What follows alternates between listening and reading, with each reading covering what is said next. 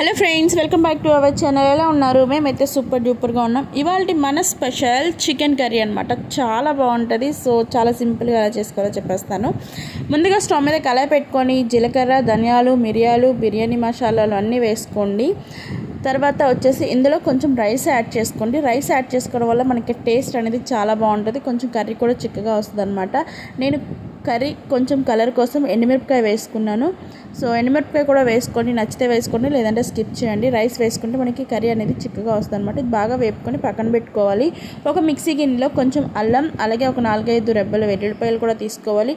అలాగే కొత్తిమీర, కొంచెం ఒక 2 పచ్చిమిరపకాయలు కూడా కడిగి శుభ్రంగా ఇది పేస్ట్ చేసుకొని పక్కన పెట్టుకోవాలి. స్టవ్ మీద కుండ పెట్టి అందులో ఆయిల్ వేసి కొంచెం ఒక 2 ఉల్లిపాయలు కట్ చేసుకొని ఇలా వేసుకోవాలి. అవి వేగడానికి ఉప్పు, పసుపు కూడా వేసి బాగా వేగనివ్వాలి. ఇవి వేగిపోయిన తర్వాత ఇందులో మనం ఇప్పుడు వచ్చేసి పేస్ట్ చేసి పెట్టుకున్న పేస్ట్ కూడా వేసేసి బాగా కలపాలి. పచ్చివాసన పోయేంత వరకు కలిపిన తర్వాత అప్పుడు మనం చికెన్ వేసుకోవాలన్నమాట. చికెన్ వేసుకొని బాగా కలుపుకుంటే మనకి ఆ మసాలాలంతా కూడా చికెన్కి పడుతుంది. ఇందులో కొంచెం గరం మసాలా, అలాగే కారం కూడా వేసుకోవాలి. మళ్ళీ ఇంకొంచెం పసుపు వేసుకొని బాగా కలుపుకోవాలి.